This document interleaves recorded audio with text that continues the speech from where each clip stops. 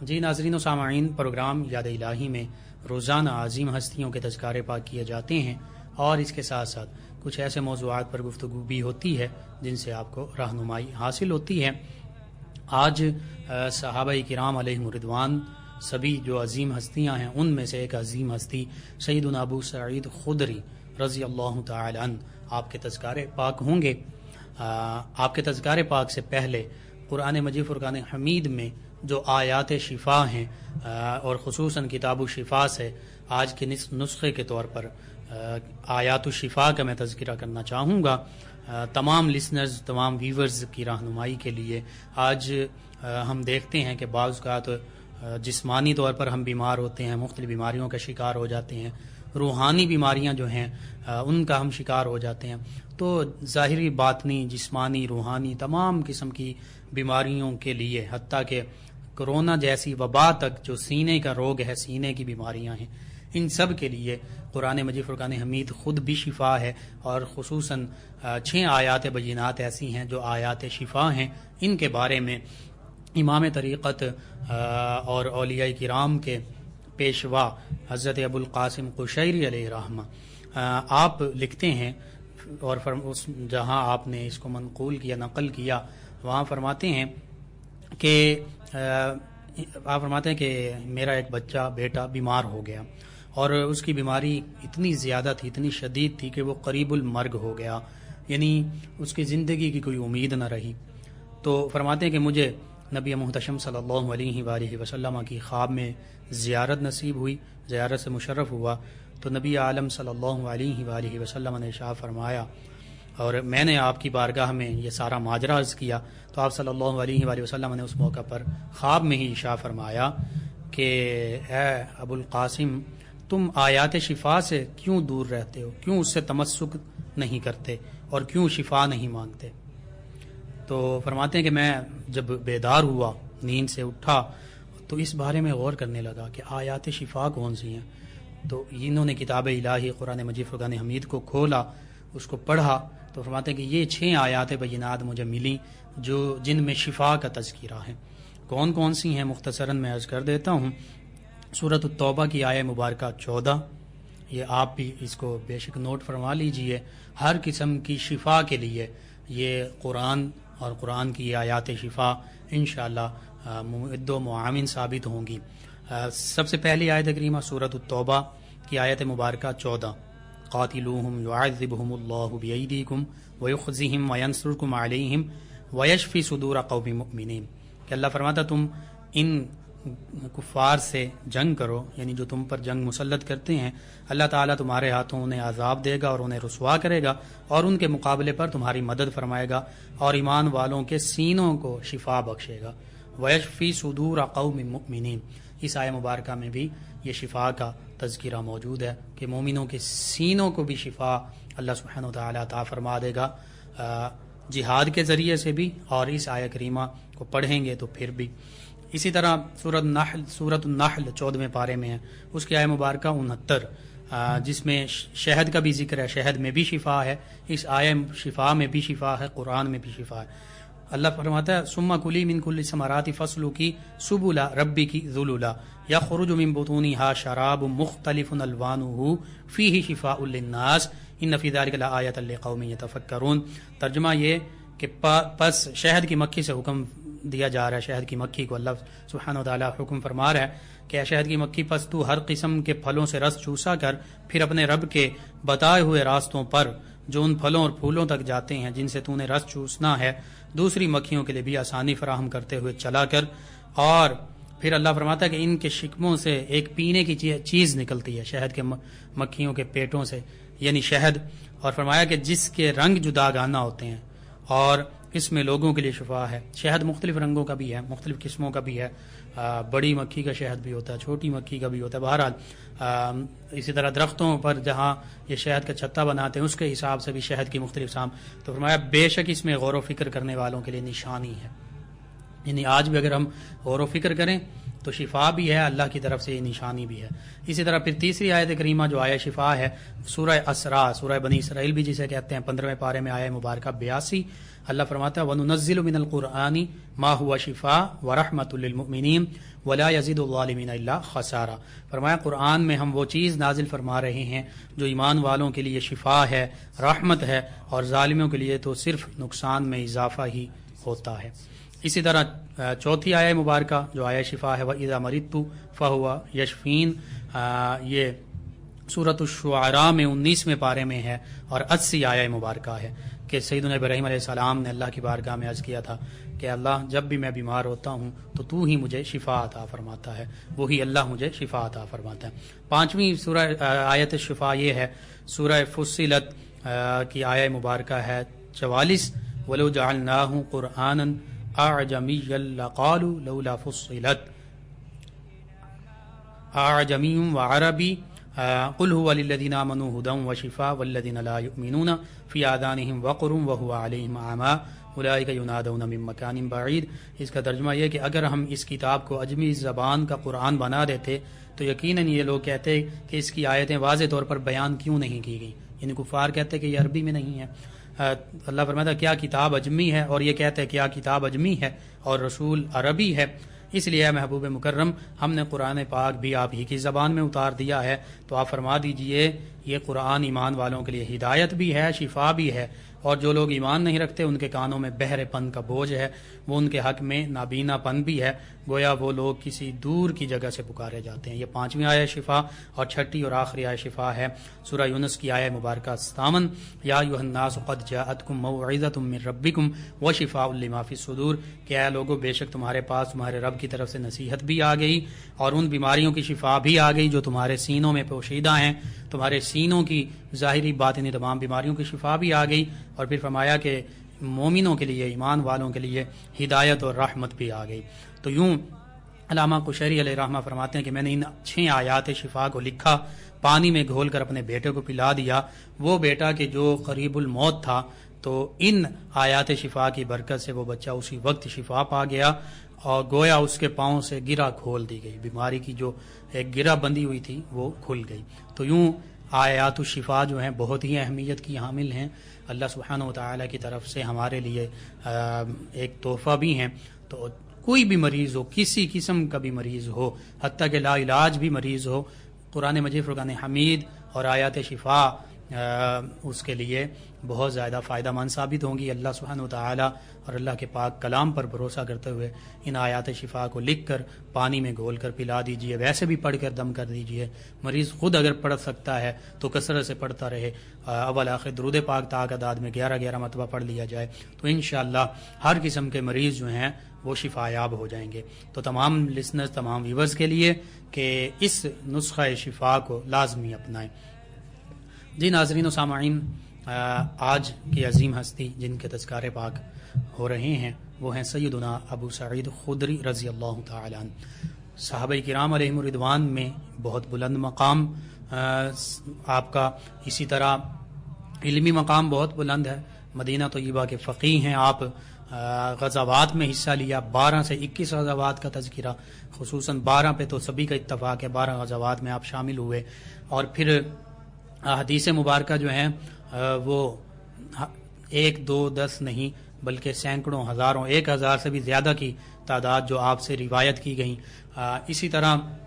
فقہائے مدینہ میں بھی شامل ہیں، محدثین مدینہ میں بھی شامل ہیں، علماء مدینہ میں شامل ہیں، حتیٰ کہ آپ سے بڑے بڑے ائمہ جو ہیں، بڑے بڑے علماء فقہاء، وہ بھی آپ سے حدیث بھی سماعت کیا کرتے، شرعی مسائل بھی پوچھا کرتے، اور اس کے علاوہ آپ کو جو دیگر فضائل حاصل ہیں، سب سے بڑی بات یہ حاصل ہے کہ خود بھی صحابی رسول ہیں رضی اللہ عنہ، اور آپ کے والدین، والد گرامی بھی، والدہ ماجدہ بھی، وہ بھی صحابہ کرام علیہم الرضوان ہی میں شامل ہیں۔ تو یوں آپ نے آنکھ کھولی تو نبی کریم صلی اللہ علیہ وآلہ وسلم کے جو دین اسلام ہے اس کا پیغام آپ کی سماعتوں، آپ کے کانوں تک ٹکرایا، خصوصاً بچپن اور پھر لڑکپن اور جوانی کی طرف جاتے ہوئے آپ کے والدین جو ہیں جو صحابیت کا شرف پا چکے تھے، انہوں نے بھی آپ کی تربیت کی، نبی محتشم صلی اللہ علیہ وآلہ وسلم کی بارگاہ میں حاضر رہتے اور خاص طور پر علم حاصل کرتے، اصحاب صفہ رضوان اللہ علیہ مجمعین کے ساتھ رہا کرتے۔ تو اس حوالے سے آپ کی شخصیت کے یہ جتنے بھی ہمہ جہت پہلو ہیں، جب ہم ان کو دیکھتے ہیں اور اگر ان کی فضیلت اور شان قرآن و حدیث میں ہم دیکھیں تو پھر اس پر کافی وقت چاہیے۔ مختصراً یہی عرض کروں گا، رضی اللہ عنہم ورضوا عنہ میں بھی شامل ہیں، اللہ ان سے راضی ہے، یہ اللہ سے راضی ہیں۔ والسابقون الاولون من المہاجرین والانصار میں شامل ہیں، انصار میں جو پہلے ایمان لانے والے ان میں شامل۔ اور علم کی شان دیکھی جائے تو انما یخشى اللہ من عباده العلماء هل يستوي الذين يعلمون والذين لا يعلمون يرفع الله الذين آمنوا منكم والذين اوتوا العلم درجات۔ تو ان ساری شانوں کے آپ حامل ہیں۔ اسی طرح ایک فقیہ جو ہے حدیث مبارکہ کے مطابق 1000 عبادت گزاروں پر وہ حاوی ہے، حتیٰ کہ نبی محتشم صلی اللہ علیہ وآلہ وسلم نے فرمایا تھا فرمان مبارکہ کا مفہوم کچھ اس طرح کہ فرمایا کہ جو تم میں عالم ہے، حقیقی عالم جو اللہ سے بھی ڈرنے والا ہے، قرآن و سنت کا علم بھی رکھنے والا ہے، جو حدود اللہ کی پابندی بھی کرنے والا ہے، جو اللہ کے خوف رکھتے ہوئے لوگوں کے ساتھ حسن سلوک بھی کرنے والا ہے، جو علم کے تکبر سے بھی آزاد ہے، تو فرمایا ایسے عالم جو عالم ہونے کا حق رکھتا ہے، فرمایا وہ عالم جو ہے اس کی مثال نبی محتشم صلی اللہ علیہ وسلم فرمایا کہ تم پر ایسے ہے جیسے میری عظمت میری فضیلت تم میں سے سب سے ادنا پر۔ تو یوں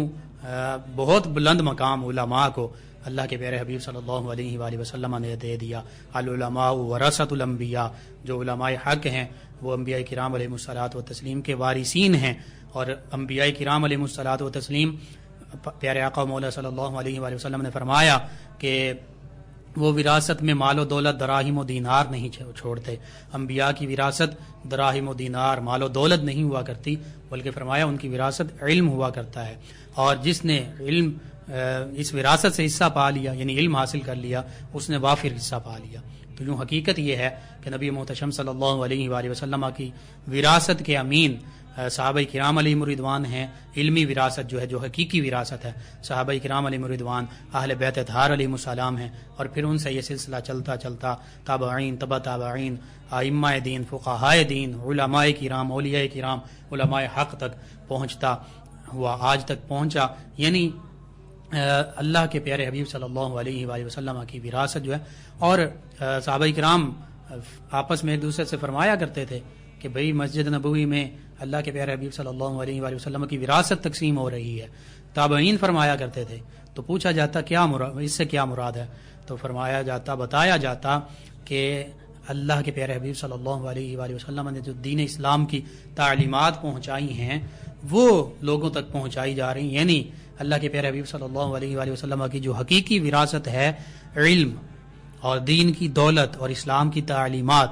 وہ تقسیم کی جا رہی ہیں۔ تو یوں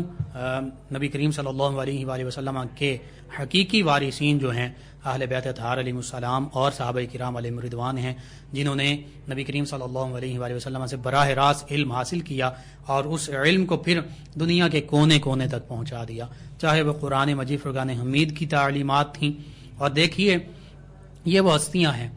انبیاء و مرسلین علیہم الصلوۃ والتسلیم کے بعد کائنات کی سب سے عظیم ترین ہستیاں یہ صحابہ کرام علیہ رضوان ہیں،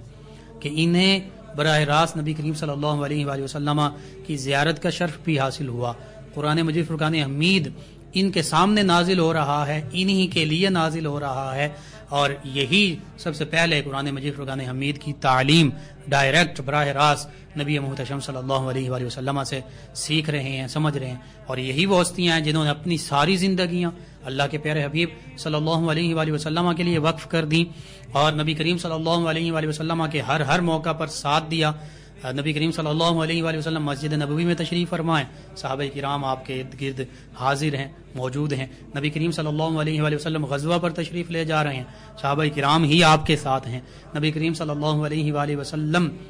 عمرہ پر حج پر تشریف لے جا رہے ہیں، نماز ادا فرما رہے ہیں، آپ کے ساتھ معیت اور رفاقت میں کون سا عادت مند ہستیاں موجود ہیں؟ صحابہ کرام علیہ رضوان موجود ہیں۔ جان نثاری کا عالم آتا ہے، جان قربان کرنی ہے دین اسلام پر، اللہ کے پیارے حبیب صلی اللہ علیہ وآلہ وسلم کے حکم پر، اور آپ کی ذات بابرکات پر اپنی جانیں نچھاور کر دیتے ہیں. غزوہ بدر ہو، احد ہو، حنین ہو، تبوک ہو، خندق ہو، یہ صحابہ کرام علیہم رضوان وہ عظیم ہستیاں ہیں کہ جنہوں نے اپنی زندگیاں نبی کریم صلی اللہ علیہ وآلہ وسلم پر قربان کر دیں، اپنے سر کٹا دیے. اسی لیے تو کسی نے کہا تھا کہ حسن یوسف پہ کٹیں مصر میں انگشت زنا، سر کٹاتے ہیں تیرے نام پہ مردان عرب. کہ اللہ کے پیارے حبیب صلی اللہ علیہ وآلہ وسلم سیدنا یوسف علیہ السلام کا بھی بڑا حسن تھا، بڑے حسین و جمیل تھے. خواتین نے اپنی انگلیاں کاٹ دی تھیں، لیکن آپ کا حسن و جمال ایسا ہے کہ مردان عرب کے حقیقی مرد جو ہیں صحابہ کرام علیہ رضوان، وہ آپ کے نام پر اپنے سر کٹا دیتے ہیں، اپنی جانیں نچھاور کر دیتے ہیں. یہ صحابہ کرام علیہ رضوان کی عظمت اور شان ہے کہ جن کے لیے قرآن مجید فرقان حمید نازل ہو رہا ہے، جن کو اللہ سبحانہ وتعالی براہ راست یا ایھا الذین آمنوا ایمان والوں کے لقب سے مخاطب فرما رہا ہے، جن کے ایمان کی گواہی اللہ سبحانہ وتعالی قرآن مجید فرقان حمید میں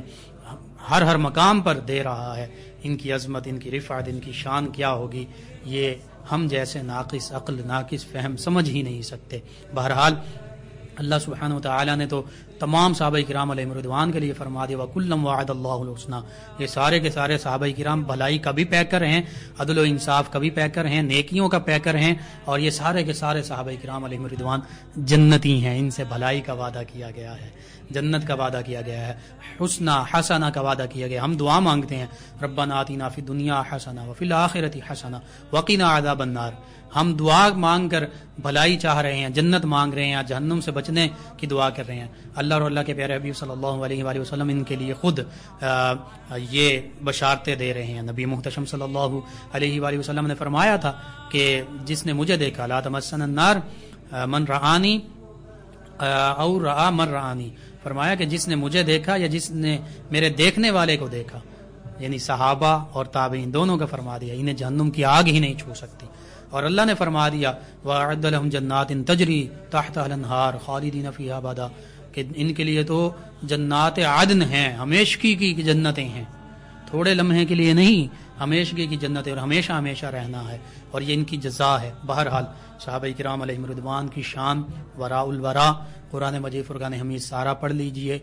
ساری آیات بینات جو ایمان کی شان بیان کرتی ہیں، اعمال صالحہ کی شان بیان کر رہی ہیں، فضیلت بیان کر رہی ہیں، جو جہاد کی فضیلت بیان کر رہی ہیں، جو اللہ کے راستے میں خرچ کرنے کی فضیلت بیان کر رہی ہیں، یہ سبھی کن کے تذکرے ہو رہے ہیں قرآن پاک میں؟ یہ سبھی صحابہ کرام علیہم رضوان کے تذکرے ہو رہے ہیں، ان کے خصائل حمیدہ بیان کیے جا رہے ہیں. تو قرآن مجید فرقان حمید سارے کا سارا میرے آپ کے ہم سب کے آقا مولا صلی اللہ علیہ وآلہ وسلم کی شان بیان کر رہا ہے، نبی کریم صلی اللہ علیہ وآلہ وسلم کے گھرانے کی شان بیان کر رہا ہے، نبی کریم صلی اللہ علیہ وآلہ وسلم کے جاں نثار صحابہ کرام علیہ رضوان کی شان بیان کر رہا ہے. ہمیں کیسے پتہ چلا کہ نماز کیا ہے، زکوٰۃ کیا ہے، حج کیا ہے، کیسے ادا کرنا ہے، اللہ کے راستے میں خرچ کیسے کرنا ہے؟ قرآن اور سنت نے تو بتا دیا، حکم دے دیا، اور مثالیں بیان کر دیں نبی محتشم صلی اللہ علیہ وآلہ وسلم کی، صحابہ کرام علیہ رضوان کی. تو جب بھی قرآن اور حدیث پڑھتے ہیں، جتنی فضیلت اور شان اور جو نیک اعمال کا ذکر ہو رہا ہوتا ہے، وہ سبھی صحابہ کرام علیہ رضوان کی شان بیان ہو رہی ہوتی ہے. تو اس حوالے سے پورا قرآن مجید فرقان حمید پڑھ لیجئے. قرآن مجید فرقان حمید کے علوم کی انتہا نہیں، ان صحابہ کرام علیہ رضوان کی عظمت اور شان کی کوئی انتہا نہیں. بہرحال سیدنا ابو سعید خدری رضی اللہ تعالی عنہ، آپ کے تذکار پاک اگر آپ کے نام و نسب، خاندانی عظمت اور شان، خاندانی پس منظر کو دیکھا جائے، آپ کا اسم گرامی سعد ہے، کنیت ابو سعید ہے، اور آپ کا خاندان جو ہے خدرہ کہلاتا ہے، اسی وجہ سے آپ خدری ہیں. اور اگر سلسلہ نسب آپ کا دیکھا جائے والد گرامی کی جانب سے سعد بن مالک بن سنان بن عبید بن ثعلبہ، اور آپ کے والد گرامی مالک بن سنان رضی اللہ عنہ، یہ بھی عظیم صحابہ کرام علیہ رضوان میں شامل ہیں. نبی محتشم صلی اللہ علیہ وآلہ وسلم کے دست مبارکہ پر بیعت، اور سب سے پہلے انصار میں سے بیعت کرنے والوں میں شامل ہیں. اور پھر نبی کریم صلی اللہ علیہ وآلہ وسلم کے ساتھ غالباً غزوہ بدر میں، اور غزوہ بدر میں شریک ہوئے، تو اس کے ساتھ غزوہ احد میں بھی شریک ہوئے، اور غزوہ احد میں ہی انہوں نے شہادت کا بلند رتبہ پایا. اور پھر والدہ گرامی جو ان کی ہیں ان کا تذکرہ کریں، انیسہ بنت ابی حارثہ، یہ بھی صحابیہ، اور ان کا تعلق قبیلہ عدی بن نجار سے تھا، اور دادا جو ہیں ان کے سیدنا ابو سعید خدری رضی اللہ عنہ کے سنان، تو یہ بھی شہید کے لقب سے مشہور تھے، رئیس محلہ تھے، اپنے محلے کے بہت بڑے سردار تھے، اور آپ کے والد گرامی انہوں نے ہجرت سے چند سال قبل عدی بن نجار میں ایک بیوہ ان سے نکاح کیا تھا جو پہلے عمان اوہی ان کی زوجیت میں تھی، یعنی ان کے والد گرامی جو ہیں، والدہ ماجدہ جو ہیں حضرت سیدنا ابو سعید خدری رضی اللہ عنہ، انہی کے بطن سے تولد ہوئے، اور یہ ہجرت مبارکہ سے 1 سال پہلے کا واقعہ ہے۔ بہرحال ایک روایت کے مطابق ہجرت سے 10 سال پہلے کبھی ذکر ملتا ہے کہ آپ کی ولادت باسعادت ہوتی ہے، اور بعض روایت کے مطابق ہجرت نبوی صلی اللہ علیہ وآلہ وسلم سے 1 سال پہلے آپ کی ولادت باسعادت ہوئی۔ قبول اسلام کا جیسے میں نے عرض کیا، آپ کے والد گرامی سیدنا مالک بن سنان رضی اللہ عنہ نے جب انصار صحابہ کرام علیہ رضوان تک دین اسلام کی دعوت پہنچی تو فوراً اسلام کو قبول کیا، حتیٰ کہ اس کے ساتھ ساتھ آپ کی والدہ ماجدہ جو ہیں وہ بھی مشرف با اسلام ہو گئیں۔ اسی لیے سیدنا ابو سعید خدری رضی اللہ عنہ وہ ہستی ہیں کہ جنہوں نے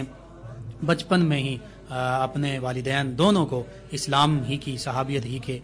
حالت میں پایا، اور یوں بچپن میں ہی اسلام ہی کے سائے میں ان کی تعلیم اور تربیت ہوئی۔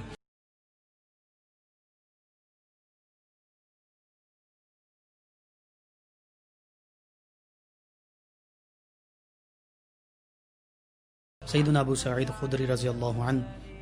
آپ کی عظمت، آپ کی شان، آپ کے حالات، واقعات، سیرت اور کردار پر گفتگو ہو رہی ہے۔ آپ کے والد گرامی غزوہ احد میں شامل ہوئے، آپ بھی ان کے ساتھ۔ اس موقع پر آپ کی عمر مبارکہ 13 برس، تو نبی کریم صلی اللہ علیہ وآلہ وسلم کی بارگاہ میں جہاد کے لیے عرض کیا، تو نبی کریم صلی اللہ علیہ وآلہ وسلم نے سیدنا ابو سعید خدری رضی اللہ عنہ کو جہاد میں شامل ہونے سے منع فرما دیا کم عمری کی وجہ سے۔ اور پھر ان کے والد گرامی سیدنا مالک بن سنان رضی اللہ عنہ غزوہ احد میں شامل رہے تھا کہ نبی محتشم صلی اللہ علیہ وآلہ وسلم کے جب چہرہ مبارکہ زخمی ہوا اور خون بہنے لگا تو سیدنا مالک بن سنان رضی اللہ عنہ نے وہ خون پونچھا، اور بجائے یہ کہ اسے انڈیل دیتے اس خون کو پی لیا۔ تو اس موقع پر نبی کریم صلی اللہ علیہ وآلہ وسلم نے فرمایا کہ اگر کسی نے ایسے شخص کو دیکھنا ہو کہ جس کا خون میرے خون سے ملا ہوا ہے، جس کے خون سے میرے خون کی آمیزش ہوئی ہے، تو وہ مالک بن سنان کو دیکھ لے رضی اللہ عنہ۔ یعنی نبی محتشم صلی اللہ علیہ وآلہ وسلم کا خون اپنے رگو پے میں انہوں نے سما لیا، اور پھر غزوہ احد میں ہی ان کی شہادت ہوتی ہے، یعنی شہدائے غزوہ احد میں آپ شامل ہیں۔ پھر آپ سیدنا ابو سعید خدری رضی اللہ عنہ 2 سال بعد جب غزوہ خندق یعنی غزوہ احزاب 5 ہجری میں پیش آیا تو اس موقع پر آپ کو نبی کریم صلی اللہ علیہ وآلہ وسلم نے غزوہ خندق میں اپنے ساتھ شامل فرمایا، کیونکہ اس وقت آپ کی عمر مبارکہ جو ہے وہ 15 برس ہو چکی تھی، اور چونکہ ان کے والد گرامی جو ہیں سیدنا مالک بن سنان رضی اللہ عنہ یہ غزوہ احد میں شہید ہو گئے اور اپنے پیچھے کوئی جائیداد بھی نہیں چھوڑی، تو بظاہر ایک تنگ دستی کا، مفلسی کا عالم تھا۔ تو سیدنا ابو سعید خدری رضی اللہ عنہ یہ نبی کریم صلی اللہ علیہ وآلہ وسلم کی بارگاہ میں رہتے تھے، اکثر حاضر رہا کرتے، نبی کریم صلی اللہ علیہ وآلہ وسلم سے اسلام کی تعلیم جو ہے وہ پایا کرتے۔ تو ایک موقع پر ان کی والدہ نے ان سے فرمایا کہ بیٹا، نبی کریم صلی اللہ علیہ وآلہ وسلم لوگوں کو عطا فرماتے ہیں، نوازتے ہیں، اور تم بھی ان کی بارگاہ میں جاؤ اور عرض کرو تو نبی کریم صلی اللہ علیہ وآلہ وسلم ہمیں بھی نواز دیں گے، اور ہمارے یہ جو تھوڑا سا تنگ دستی کا معاملہ ہے، مفلسی کا معاملہ، یہ ٹھیک ہو جائے گا۔ سیدنا ابو سعید خدری رضی اللہ عنہ اسی طرح حاضر ہوتے ہیں، دل میں یہی طلب لیے ہوئے۔ نبی محتشم صلی اللہ علیہ وآلہ وسلم انہیں دیکھ کر فرماتے ہیں، سبھی کے لیے فرما دیتے ہیں کہ جو شخص تنگ دست ہو پھر اس پر صبر کرے تو اللہ اسے غنی فرما دے گا۔ بس آپ نے اس فرمان مبارکہ کو دل و جہاں سے تسلیم کیا اور کچھ بھی عرض نہ کیا کہ اللہ کے پیارے نبی صلی اللہ علیہ وسلم ہمیں بھی کچھ عطا فرما دیجئے، بلکہ اسی فرمان مبارکہ کو سامنے رکھتے ہوئے آپ کے پاس ایک اونٹنی تھی، اس کو آپ نے بیچا اور پھر تجارت کی، کام کرتے رہے، حتیٰ کہ انصار صحابہ کرام میں ایک وقت آیا کہ آپ اہل ثروت اور امیر جو مال و دولت رکھنے والے صحابہ کرام تھے ان میں آپ شامل تھے۔ بہرحال نبی محتشم صلی اللہ علیہ وآلہ وسلم سے علم بھی حاصل کیا، خصوصیت کے ساتھ احادیث مبارکہ جو ہیں وہ سماع کی، اور پھر آپ سے کئی صحابہ کرام علیہ رضوان، تابعین علیہ رضوان، انہوں نے احادیث مبارکہ سماعت کی، حتیٰ کہ آپ سے روایت کرنے والوں میں حضرت عبداللہ ابن عباس رضی اللہ عنہما، حضرت عبداللہ ابن عمر رضی اللہ عنہما، حضرت جابر بن عبداللہ رضی اللہ عنہما، ایسی عظیم ہستیاں بھی شامل ہیں۔ اور پھر غزوہ خندق کی جیسے کہ میں نے بات کی، اس میں سیدنا ابو سعید خدری رضی اللہ عنہ بہت زیادہ جرأت اور بہادری سے لڑے، چونکہ غزوہ احد میں شامل نہیں ہو سکے تھے، تو اس غزوہ میں جو ان کے لیے پہلی غزوہ تھی، اس میں انہوں نے پھر ہمت، جوہر اور بہادری کے جوہر دکھائے، شجاعت کے جوہر دکھائے۔ اسی طرح 21 غزوات کا بھی تذکر آتا ہے کہ آپ نے، نبی کریم صلی اللہ علیہ وآلہ وسلم نے کل 27 غزوات میں حصہ لیا، ان کی سربراہی فرمائی، ان میں سے 21 غزوات کا تذکر آتا ہے کہ ان 21 غزوات میں سیدنا ابو سعید خدری رضی اللہ عنہ بھی نبی کریم صلی اللہ علیہ وآلہ وسلم کے ساتھ شانہ بشانہ شامل رہے، اگرچہ ایک روایت میں 12 کا بھی ذکر ہے۔ بہرحال نبی کریم صلی اللہ علیہ وآلہ وسلم کی معیت میں رہے، صحابہ کرام علیہ رضوان کے ساتھ رہے، اہل بیت اطہار علیہ السلام کے ساتھ آپ کی بڑی محبت کا عالم رہا، اور آپ سے 1170 احادیث مبارکہ مروی ہیں، جن میں سے صحیح بخاری میں بھی احادیث مبارکہ آئی ہیں، صحیح مسلم میں بھی موجود ہیں، غالباً صحیح بخاری میں 16 اور صحیح مسلم میں 12 روایات کا تذکر آتا ہے جو آپ سے روایت کرتا ہے۔ اور خاص طور پر یہ حدیث مبارکہ جو ہے کہ بے شک حسن اور حسین جنتی نوجوانوں کے سردار ہیں، سیدہ فاطمہ جنتی خواتین کی سردار ہیں، یہ بھی آپ ہی سے مروی ہے، آپ ہی نے نبی کریم صلی اللہ علیہ وآلہ وسلم سے سماعت کی اور آگے امت تک پہنچائی۔ اسی طرح غدیر خم کے موقع پر دیگر صحابہ کرام علیہ رضوان کے ساتھ آپ بھی حاضر تھے، تو آپ نے من کنت مولا فہذا علی مولا، یہ حدیث مبارکہ بھی آپ نے روایت کی۔ اسی طرح صحیح بخاری میں وہ جو حدیث مبارکہ بھی اور پورا واقعہ مختصراً میں عرض کر دیتا ہوں۔ صحابہ کرام علیہ رضوان کی ایک جماعت ایک علاقے سے گزر رہی تھی، عرب کا یہ رواج تھا کہ جو بھی لوگ مہمان کے طور پر آتے تو ان کی مہمان نوازی کی جاتی تھی، حتیٰ کہ اگر دشمن بھی آ جاتا تو اس کی مہمان نوازی کی جاتی تھی۔ تو وہ عرب کے ایک قبیلے کے پاس سے آپ گزرے تو انہوں نے ضیافت نہ کی، مہمان نوازی نہ کی، تو یہ صحابہ کرام علیہ رضوان جن میں سیدنا ابو سعید خدری رضی اللہ عنہ بھی شامل تھے، آپ وہاں سے چل پڑے۔ تھوڑی دیر کے بعد اس قبیلے کے کچھ لوگ اور ایک روایت کے مطابق چند بچیاں جو ہیں وہ آئیں اور کہنے لگیں کہ اللہ کے بندو، ہمارے جو سردار ہیں نا ان کو بچھو نے ڈس لیا ہے، تو آپ اگر کوئی دم وغیرہ جانتے ہیں تو وہ کر دیجئے۔ تو یہ صحابہ کرام علیہ رضوان واپس پلٹے، اس سردار کے پاس گئے تو کہا کہ ٹھیک ہے، تم نے ہماری ضیافت تو نہیں کی لیکن ہم دم کر دیتے ہیں، لیکن اس کے بدلے میں تمہیں ہدیہ دینا ہوگا، کچھ نہ کچھ دینا ہوگا۔ تو مختلف روایات، صحیح بخاری میں بھی یہ روایت کہ 30 بکریاں جو ہیں وہ دم کے بدلے طے پائیں۔ تو سیدنا ابو سعید خدری رضی اللہ عنہ انہوں نے سورہ فاتحہ جو سورۃ الشفاء بھی ہے اس کو پڑھ کر دم کیا، اللہ سبحانہ وتعالی نے اس قبیلے کے سردار کو شفا عطا فرما دی، بدلے میں 30 بکریاں جو ہیں وہ ملیں۔ تو اب صحابہ کرام علیہ رضوان آپس میں مشورہ کر رہے ہیں کہ یہ ہمیں لینی چاہیے نہیں لینی چاہیے، ان کا کیا کریں۔ تو سیدنا ابو سعید خدری رضی اللہ عنہ اور دیگر صحابہ کرام علیہ رضوان وہ 30 بکریاں لے کر مدینہ طیبہ حاضر ہو گئے، اور یہی طے پایا کہ نبی محتشم صلی اللہ علیہ وآلہ وسلم کی بارگاہ میں عرض کریں گے، جیسے آپ فرمائیں گے ویسا ہی ہوگا۔ تو بس نبی کریم صلی اللہ علیہ وآلہ وسلم کی بارگاہ میں عرض کیا گیا سارا واقعہ۔ نبی کریم صلی اللہ علیہ وآلہ وسلم نے پوچھا، ابو سعید کیا آپ کو یہ پتہ تھا کہ یہ سورہ فاتحہ جو ہے یہ سورہ شفا بھی ہے؟ تو اب نے عرض کیا کہ یا رسول اللہ صلی اللہ علیہ وسلم، میں نے اس کو شفا ہی کی نیت سے اور شفا کے لیے پڑھا، اللہ نے شفا عطا فرما دی۔ بہرحال سیدنا ابو سعید خدری رضی اللہ عنہ نے پھر یہ بھی عرض کیا کہ 30 بکریاں ہمیں ملی ہیں، ان کا کیا کیا جائے؟ نبی کریم صلی اللہ علیہ وآلہ وسلم نے فرمایا ہاں یہ تمہارے لیے جائز ہیں، حتیٰ کہ فرمایا کہ یہ آپس میں بھی تقسیم کر لو اور ان میں سے میرا حصہ بھی رکھ لو۔ یعنی اس سے پھر محدثین نے اور فقہا نے یہ مسائل بھی اخذ کیے کہ قرآن مجید فرقان حمید کو دم کے طور پر کسی پر پڑھا بھی جا سکتا ہے شفا کے لیے، اور اس کے بدلے میں ہدیہ بھی لیا جا سکتا ہے، حتیٰ کہ زیادہ لوگ ہوں تو آپس میں تقسیم بھی کر سکتے ہیں۔ تو یہ سارے مسائل جو ہیں پھر اس حدیث مبارکہ سے اخذ کیے گئے۔ سیدنا ابو سعید خدری رضی اللہ عنہ سے علم، عمل،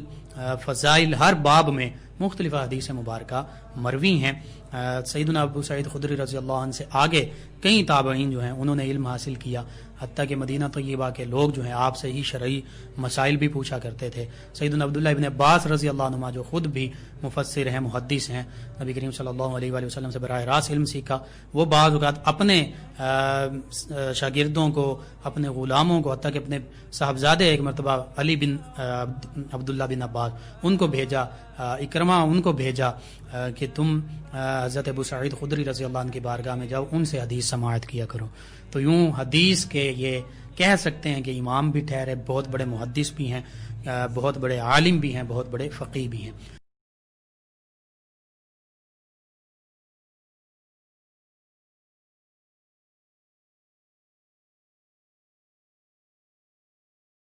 سیدنا ابو سعید خدری رضی اللہ عنہ کے تذکارے پاک ہو رہے ہیں۔ آپ کے 3 صاحبزادے ہیں، عبد الرحمن، حمزہ اور سعید، اور 2 روایات ہیں، 64 ہجری میں آپ کا وصال ہوا، اور ایک روایت کے مطابق 74 ہجری میں 86 سال کی عمر مبارکہ پا کر، اور جنت البقیع مدینہ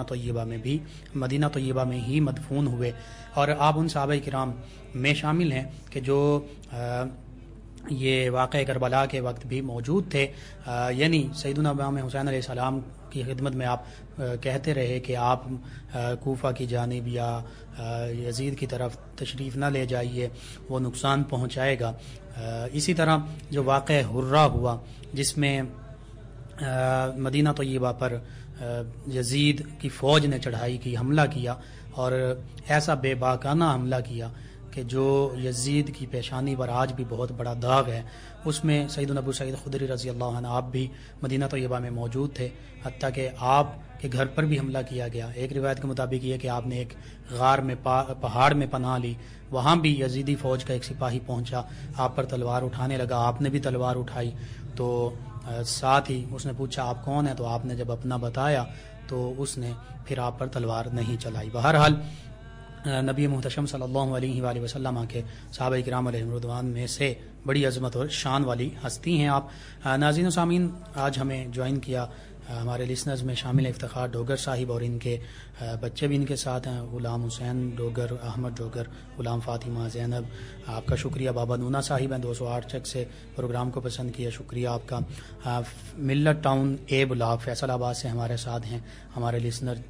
فاروق احمد صاحب، یہ کہتے ہیں سلام لقمان بھائی، جی وعلیکم السلام، کہتے ہیں ماشاءاللہ آپ کا تلفظ اور الفاظ کی ادائیگی بہت اچھی ہے، جی آپ کی حسن سماعت ہے، شکریہ آپ کا بھی، تمام لسنرز کا شکریہ۔ عمر دراز صاحب ہیں فیصل آباد سے، کہتے ہیں کہ یاد الہی کے شو کے تمام سننے والوں کو سلام، جی وعلیکم السلام، کہتے ہیں بہت اچھا پروگرام ہے، میں لازمی سنتا ہوں، اللہ پاک آپ کو اپنے حفظ و امان میں رکھے، آمین، جی شکریہ آپ کا۔ بچوں کو فرما بردار کرنے کے لیے انہوں نے وظیفہ پوچھا ہے، جی میں عرض کر دیتا ہوں، جب کسی بھی شخص کا کوئی بیٹا یا بیٹی نافرمان ہو تو ہر صبح ان کے ماتھے پر ہاتھ رکھ کر اللہ تعالیٰ کا اسم مبارکہ یا شہید ہو، اس کو 21 مرتبہ پڑھنا، اول آخر تعداد میں درود پاک لازمی پڑھیں، اس بچے پر دم کر دیں، اور پڑھتے وقت پڑھنے والے کا منہ آسمان کی طرف ہونا چاہیے، انشاءاللہ 7 دن میں نافرمان بچہ جو ہے فرما بردار ہو جائے گا۔ ان کے علاوہ ہمیں جوائن کیا ہمارے لسنرز ہیں، انہوں نے نام غالباً نہیں لکھا، کہتے ہیں کہ السلام علیکم، کیسے ہیں، جی وعلیکم السلام الحمدللہ، کہتے ہیں لقمان بھائی آپ کا پروگرام یاد الہی بہت اچھا ہوتا ہے اور بہت خوبصورت ہوتا ہے، بھائی بیٹوں کی شادی نہ ہوتی ہو یا رشتے وغیرہ میں کوئی رکاوٹ ہو تو اس کے لیے کوئی وظیفہ بتا دیں۔ جی میں عرض کرتا ہوں سورہ اخلاص کو 90 دن تک پڑھ لیں، ایک یہ طریقہ ہے کسی بھی وقت اول آخر درود پاک، یا دوسرا طریقہ یہ ہے کہ اسلامی مہینے کے پہلے منگل سے یہ عمل شروع کریں، نماز عشاء با جماعت ادا کریں اور فرض کے بعد سنتیں اور نفل پڑھ کر اپنی جگہ پر بیٹھ کر سورہ اخلاص قل هو اللہ احد 101 مرتبہ پڑھیں، اول آخر 11 مرتبہ درود پاک پڑھیں، اور پھر مکمل وظیفہ پڑھ کر بعد میں وطر ادا کریں اور اپنے مقصد کے لیے دعا کریں، اور 3 منگل تک یہ وظیفہ کرنا ہے، انشاءاللہ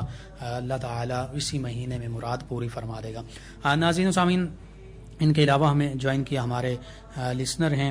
چھٹی آیت شفا کا پوچھا جی، یہ یا ایھا الناس قد جاءتکم موعظۃ من ربکم وشفاء لما فی الصدور، یہ چھٹی آیت شفا ہے سورہ یونس کی آیت مبارکہ 57۔ اسی طرح ستیانہ سے ہیں ہینا صاحبہ، یہ کہتی ہیں کہ سورہ مبارکہ کا نام اور آیت دوبارہ بتا دیں۔ جی میں نے یہ آیت شفا کا جو ذکر کیا تو یہ ہمارے اب یوٹیوب سے بھی آپ سماعت کر سکتی ہیں، تو مزید میں کسی پروگرام میں دوبارہ ریپیٹ کر دوں گا، ٹائم کی کمی کی وجہ سے ابھی میں عرض نہیں کر سکتا۔ ہمارے ساتھ ہیں عمران کمبوز صاحب، شیخ عثمان صاحب، سجاد صاحب، نظر حسین صاحب رضا آباد سے، کہتے ہیں السلام علیکم مفتی لقمان بھائی کیا حال ہیں؟ جی الحمدللہ وعلیکم السلام، کہتے ہیں ماشاءاللہ پروگرام بہت اچھا ہے۔ اور فیصل آباد سے ہمیں جوائن کیا روفیہ زاہد صاحبہ ہیں، کہتی ہیں السلام علیکم کیا حال ہے بھائی؟ جی وعلیکم السلام الحمدللہ، کہتے ہیں کہ ان کے سنز کتنے ہیں اور نیمز کیا ہیں؟ جی میں نے عرض کر دیا 3 بیٹے ہیں، عبد الرحمن، حمزہ اور سعید ہی کے وجہ سے آپ کی کنیت جو ہے ابو سعید مشہور ہے۔ اور راجہ روڈ طارق سے، گلستان کالونی سے طارق محمود صاحب نے جوائن کیا۔ عبدالعزیز صاحب کہتے ہیں کہ کالرز کو اگر پروگرام میں شامل کریں تو بہتر ہے، جی کوشش کریں گے۔ سجاد صاحب امانہ والا سے کہتے ہیں کہ میاں محمد بخش صاحب کا کلام چلا دیں، کسی پروگرام میں شامل کریں گے۔ شاہد احمد صاحب ستیانہ سے مبارکباد دیتے ہیں کہ اتنا خوبصورت پروگرام ہوتا ہے، مبارکباد کے مجھ سے کہ آمنہ مظہر صاحبہ فیصل آباد سے انہوں نے جوائن کیا۔ ناظرین و سامعین، کل کے جو ہمارے لسنر ہیں ان کے نام سماعت کر لیں جنہوں نے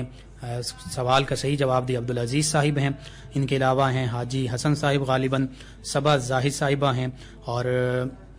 ان کے ساتھ ہیں محمد اکمل نعیم صاحب اور آمنہ مظہر صاحبہ۔ آپ تمام کے گفٹ ہیمپرز جو انشاءاللہ آپ تک پہنچ جائیں گے۔ آج کا سوال یہ ہے کہ سیدنا ابو سعید خدری رضی اللہ عنہ، آپ کی جب غزوہ خندق میں آپ شامل ہوئے تو عمر مبارکہ کتنی تھی؟ سیدنا ابو سعید خدری رضی اللہ عنہ جب غزوہ خندق، جسے غزوہ احزاب کہتے ہیں، اس میں شامل ہوئے تو آپ کی عمر مبارکہ کتنی تھی؟